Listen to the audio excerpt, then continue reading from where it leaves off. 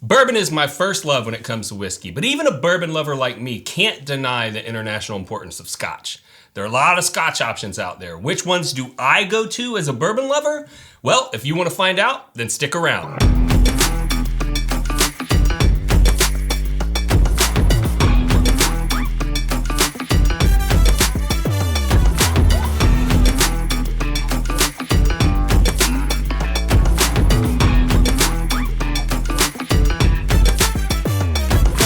All right, before we get started, we have to thank our patrons out there. If you don't know, there is an opportunity to support this program on a monthly basis. And quite honestly, it's very expensive to produce this kind of content, and we couldn't do it without those patrons. So thank you. And if you're watching and you're not a patron, thank a patron. Okay, let's get into it. First off, we have some disclaimers. Most of my recommendations are not based solely on flavor. Because I found in my whiskey journey that the circumstances surrounding your first experience with a whiskey will forever change the way you feel about that spirit.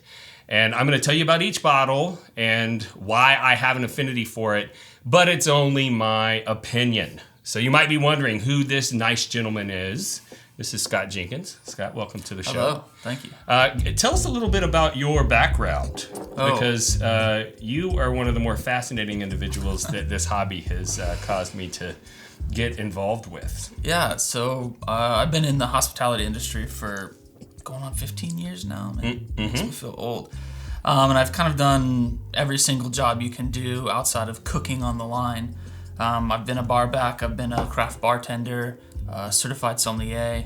I've owned and run and operated a couple bars here in the Dallas area for a few years, and now I'm the single malt Scotch ambassador for Bacardi, and I cover all of Texas. So it's a real job, folks. Yeah, it's a real job. I remember when you were interviewing, you were really excited about this opportunity, and a lot of people don't get to make the jump from the cocktail industry into brand representation. And I know that a lot of people, that's kind of their goal. And for you to be able to go into a role for brands that are so prestigious that you already had such an affinity for, that must have been pretty exciting. Yeah, it was incredibly exciting. I mean, it not only was it the brands that drew me to this role, but the people that I get to work with and the people behind those brands. I feel very fortunate. These jobs are not easy to get. They're incredibly competitive, and you kind of have to stay current with the whiskey world and everything that's happening, and you got to genuinely love it. Yeah. And this role is all about authenticity, so you can't represent these prestigious brands and not believe in them. Sure.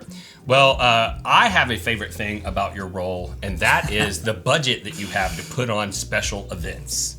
And so if you are wondering what the heck all of this stuff is that's up here, that's all branded from Aberfeldy, which is one of the brands that you represent, you put on an event at this extremely high-end restaurant in downtown Dallas that, even though it's kind of famous, it's so high-end that I have grown up here and never even heard of it until you invited me. And it's like on the 14th floor or something like that. And we went to this beautiful evening private event. Everybody had a full package of Aberfeldy branded things, including this bottle, which has my initials stamped in the wax. And so having that type of experience, and then you also put on a Burns Night event every year. Tell the people in brief what Burns Night is. So Burns Night is the celebration of Scotland's most beloved poet, Robert Burns. And it's an excuse to kind of get together and drink good whiskey, attempt to recite poetry, and have a good time. I hire a bagpiper who comes and pipes in the haggis. And we have actually eaten haggis, hand pies the first year. And we celebrate. We play trivia, we play games, we learn a little bit about the whiskey, and spend time with one another, which is kind of my personal philosophy. Sure. Yeah, so the first event was at Monarch in Dallas, and the last two Burns Nights that I went to were at a small, like really amazing restaurant.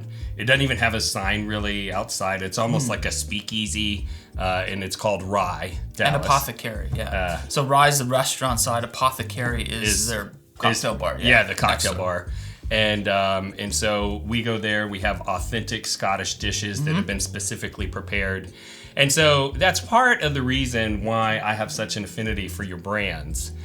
So let's talk about what my favorite scotches are, and we are going to start off with what we have in our glasses here today, and that is Craigellachie. Am I saying that correctly? You are. Okay. It's one of my favorite things to do is to try and get people to pronounce it before we actually taste it. And I've got some pretty good pronunciations. Yeah. So if you, I only know because I've heard him say it before.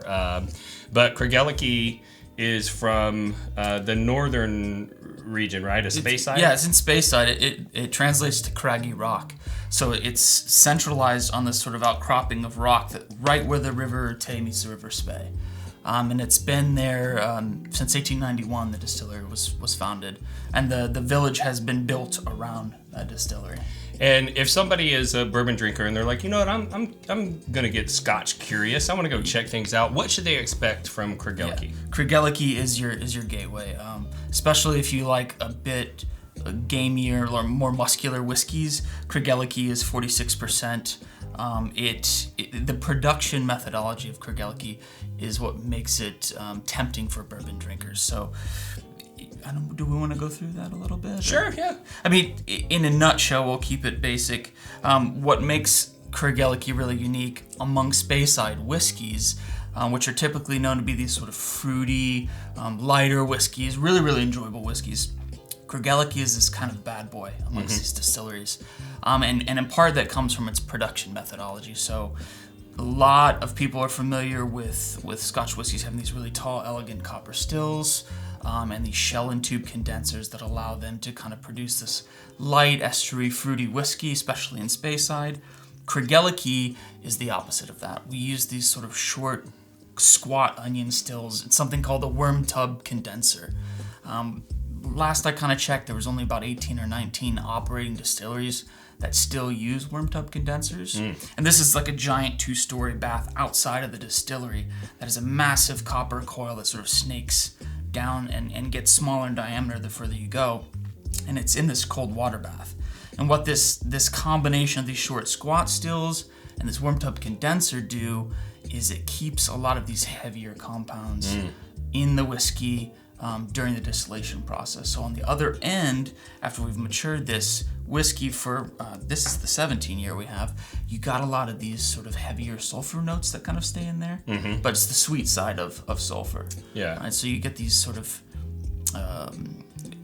caramelized pineapple and smoky licorice, and even though this is an unpeated whiskey, there's just this really nice muscularity to it. See, and I think that's why I like it as a bourbon lover, because I drink a lot of high proof bourbons, and often when somebody gives me a Scotch, I can appreciate it for how delicate it is, but it's just too light for my palate. And so Craigellachie would be one that, as a Speyside, it's probably going to appeal to a bourbon drinker's palate. Yeah, this is a whiskey maker's whiskey. It's not super well known. We're working on that, but it's well known amongst whiskey makers as being like a fantastic dram. So my number 2, and by the way, these are in no particular order, would be Aberfeldy, the other brand you represent. And Aberfeldy is produced in the Highland region, right? Yeah, this is a really rich legacy in Aberfeldy. So this distillery was the first and only distillery built by the sons of John Dewar, so the famous Dewar's whiskey. Specifically, John Alexander, really, really savvy, smart operations portion of the Dewar's brand. He built this distillery, the most modern distillery, to try and usher the Highland whiskey into the 20th century. And he contracted the most famous architect of the time, Charles Doig, built this really beautiful distillery with these modern advancements, running electricity, this sort of pagoda roof style that Doig was known for, to kind of produce this light, honeyed, fruit-forward whiskey. And that distillery was built in 1898 and has been stewarded over for 125 years. We actually celebrated our 125th year last year. Wow. Yeah. And so what should people expect from Aberfeldy? Is it different from other Highland Scotches, or do you feel like it's a quintessential Highland? I mean, I think it's a quintessential Highland Scotch, especially in the 12-year, but we do a few things differently. And I have to kind of take a moment to pause and talk about our master of malt, Stephanie McLeod. She is a fantastic master of malts. She kind of joined the team in the late 90s and took over as our 7th master blender for Dewar's and master of malts for all 5 of our single malt houses in 2004, and was really kind of stewarding over this whiskey, building up reserves, learning and innovating. And in 2018, she was recognized by the IWC Icons of Whiskey in Scotland as the Master Blend of the Year, the first female Master Blender of the Year. And she has won that 5 years in a row. Wow. So she's the only human alive or dead to win that back-to-back, let alone 5 years in a row. And so what she's done with Aberfeldy is not only continue this legacy, this beautiful distillery right in the heart of Scotland, but she has driven the category forward with her innovations, wine cask innovations, just producing some of the best whiskey out there, I think, in my opinion. Hello and welcome to today's episode of What You Have on Your E-commerce site. I'm your host, Randy Sullivan. Let's get right to the questions. Do you have Glen toppers? Yes. Do you have t-shirts? Yes. Do you have bottle carrying bags? Yes. Do you have storage? Yes. Do you have an aroma kit? Yes. People, we have everything at bourbonrealtalk.com. This is stupid. Why do we even need a game show?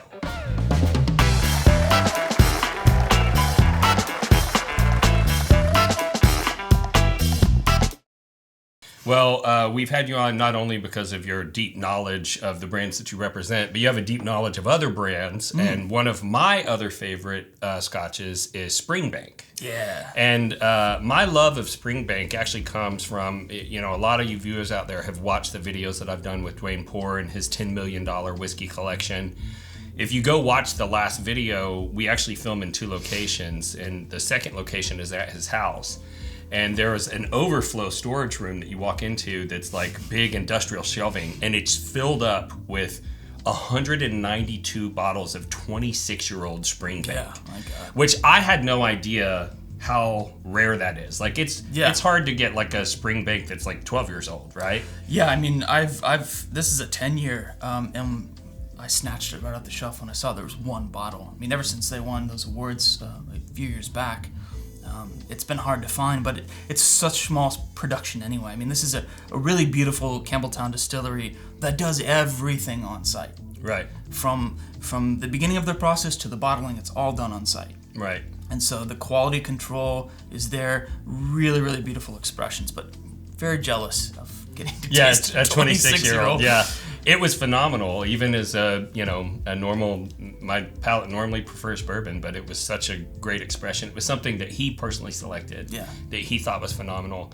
And Campbellton is a unique place because there used to be more distilleries in that region, and I think I read they're down to only 3. Yeah, there's very few between Campbellton and the Lowlands. There's not a lot operating down there anymore. The highest concentrations in Speyside, and then you have the Highlands, and then Islay and some of the other islands. But Campbelltown Springbank's probably one of the most famous distilleries still operating there. Yeah. And so we'll move on to my 4th favorite, which is what I poured for myself a second ago. I believe it is pronounced Auchentoshan. Does that sound right to you? Auchentoshan. One, it's fun to say, but somebody was trying to give me an experience and let me try scotches from all the different regions. And we're going to talk more about the regions in a second. But this one is from Lowlands, and again, there's not a lot of distilleries there. And the reason why this one stuck out to me is because when I was with Dwayne Poore, he shared with me a Balcony single malt that he had selected as a single barrel. And he, who I consider one of the world's foremost experts on Scotch that I know, and others have mentioned that Balcony's single malt is very reminiscent of Scotch whiskey. And I never tasted that. Every time I tasted it, it tasted like its own unique thing. I'd never had a Scotch that reminded me of Balcones until I tried Auchentoshan 3-Wood. And it had a cinnamon component, but it also had a little bit of this dark chocolate and coffee component to it. That's what makes it reminiscent to what I taste when I have Balcones. And so I fell in love with this whiskey, so much so that when I was meeting with the owner of Giant Texas Distillers, my business partner for the Prideful Goat, who controls about 30 to 40% of the coffee market in the United States. So you can imagine know how wealthy he is. Wow. And he had taken me to lunch at Carrabba's, the original Carrabba's in Houston. Mama Carrabba was sitting at the bar. Right. They sold off the franchise, but she kept her original location, and they run it as a complete scratch kitchen. And he's so well known there that when we walked in, they were like, "The usual, sir?" And I was like, "I'll have what he's having." Yeah. And so he asked me to go to the bar and pick out a drink for us. And I know he actually likes Scotch a little more than he likes bourbon.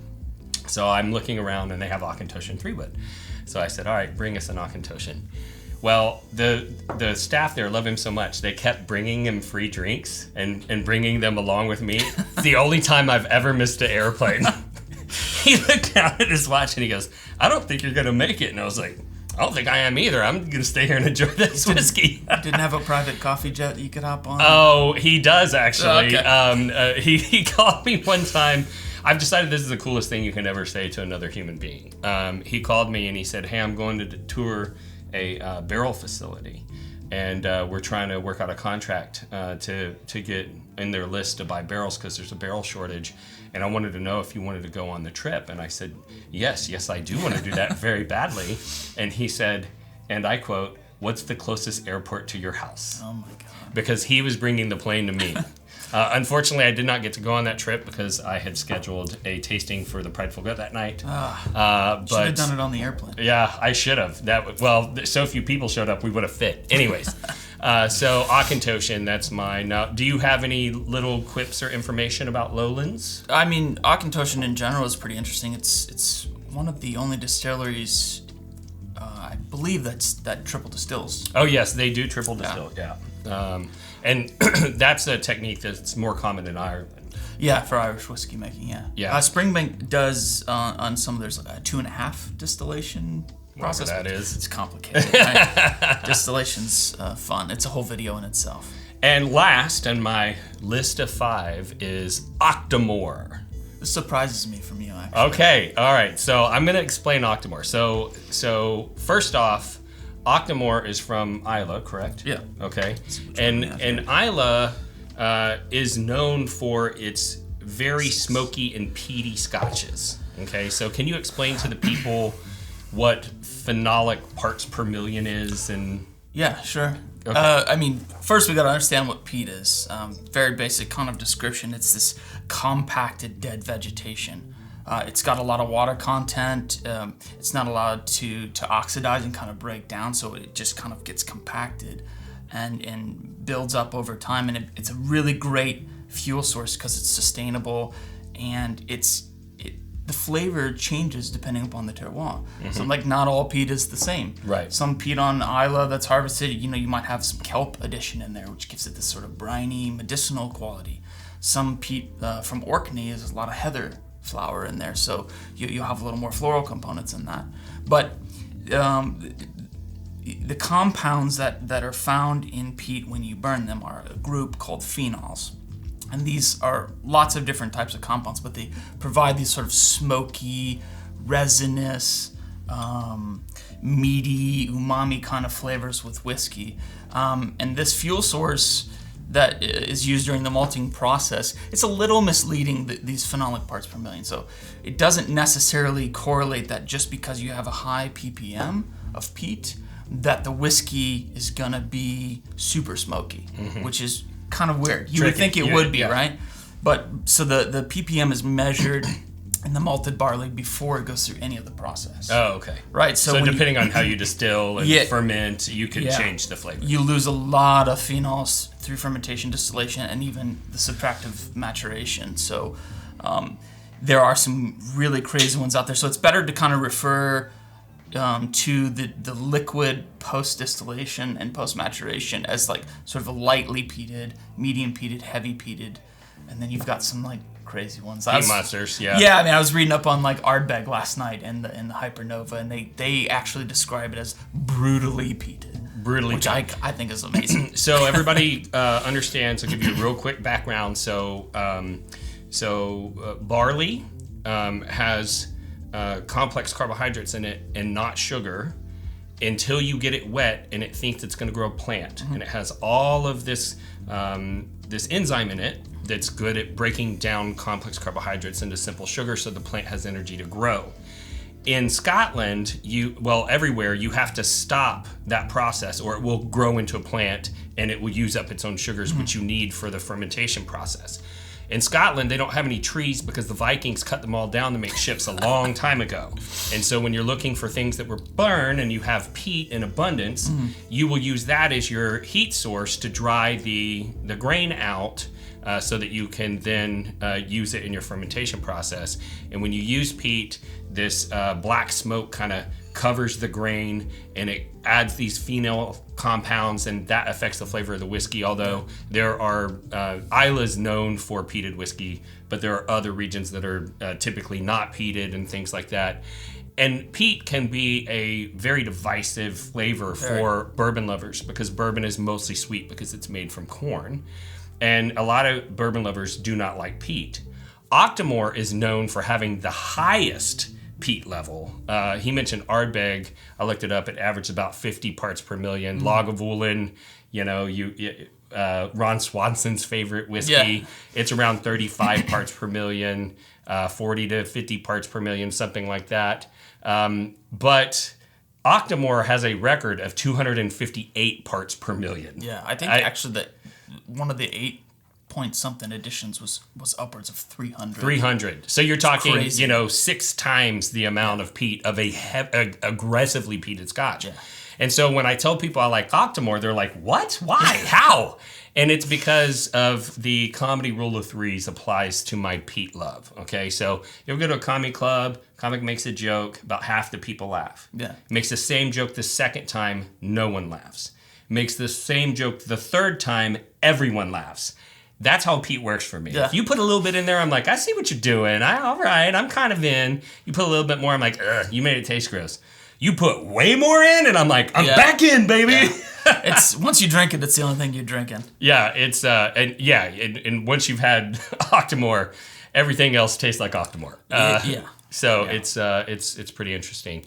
So I was putting my list together and I realized, did I accidentally pick a whiskey from all of the 5 main regions of Scotch? You did. Scotland. You did, from the major producing regions. Isn't there some controversy that there's a 6th region or something like that, or?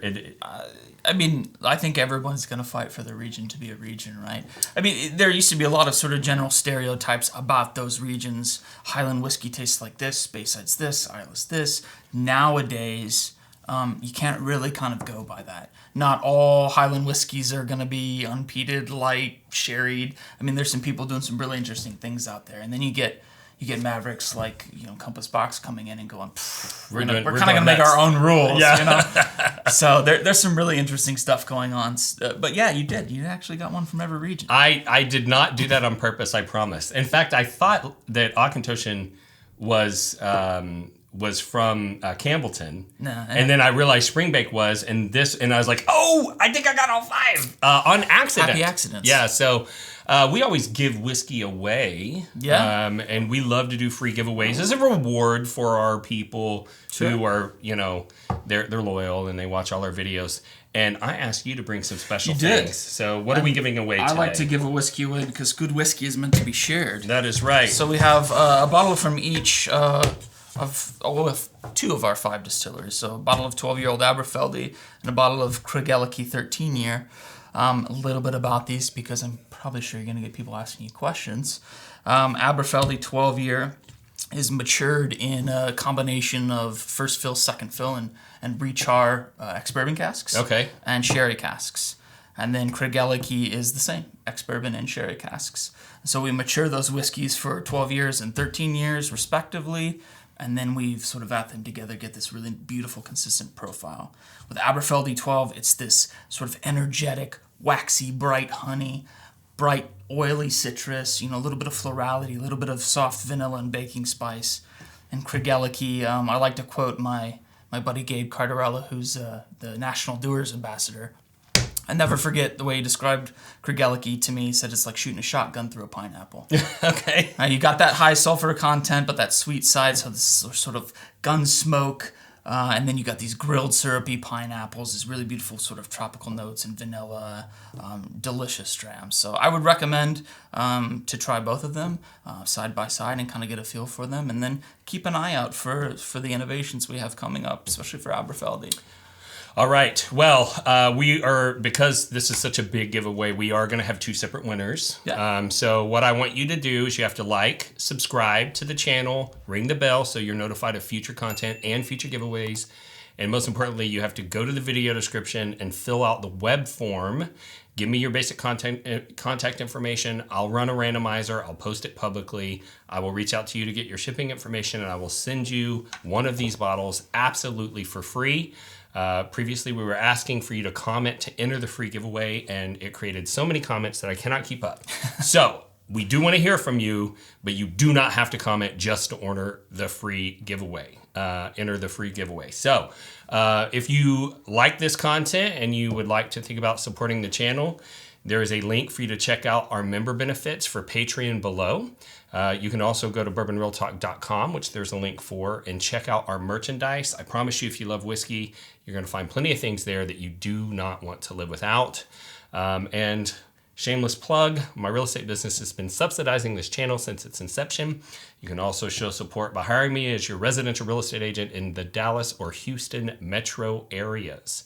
And we also have some information down in the links below for you to find more information about your brands and to follow you on Instagram. Yeah, please do. I'm not a huge social media, but I'm learning. Oh, yeah, I'm not good at it either. I only do it because I have to. So if this is your first time tuning into the channel, we like to let you know what we're all about, and that is using whiskey to bring people together. And that's something that's important to me because I lost my younger brother to suicide in 2014. And I saw whiskey creating connections between individuals that probably otherwise wouldn't have connected with each other. And I thought, if it's that powerful, I want to use it to create the kind of connections my brother was missing in his life when he made the decision that he didn't want to be here anymore. And so that's why we started the channel. It's also why we started Bourbon Real Talk Community, because we needed a forum to create connection. And when we looked at the other forum options out there, many of them were filled with hateful people. We call them whiskey trolls, and they say really hateful things to strangers online because who knows why. But they taught us 2 things. 1, start Bourbon Real Talk Community where there are no trolls. And 2, if they can hate you online, we can love you online. And that's why we end every episode the same way, and that's this. If you woke up this morning and you're unsure whether or not anyone loved you, just know that I love you. And I'll see you next time on Bourbon Real Talk.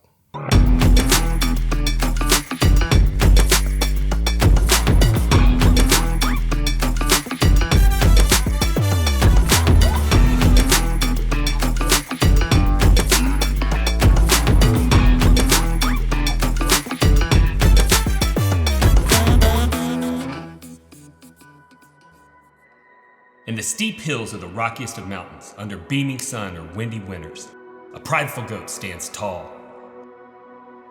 The whiskey offers smooth yet bold flavors to be enjoyed anywhere with anyone. So take a leap and discover the complex and beautiful sceneries of the Prideful Goat with us.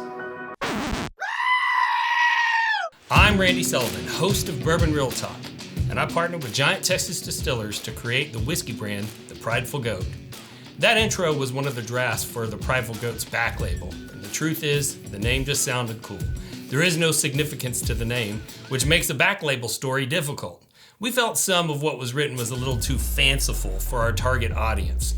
Our goal was to create a whiskey by whiskey lovers for whiskey lovers. Cask strength, non-chill filtered, straightforward, no fluff.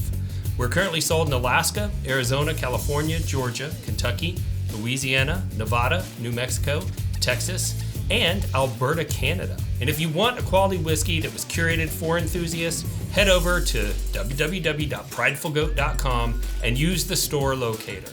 If your local store doesn't have it, you can look on the website to see what your state wholesaler is, and your store can call them and order it.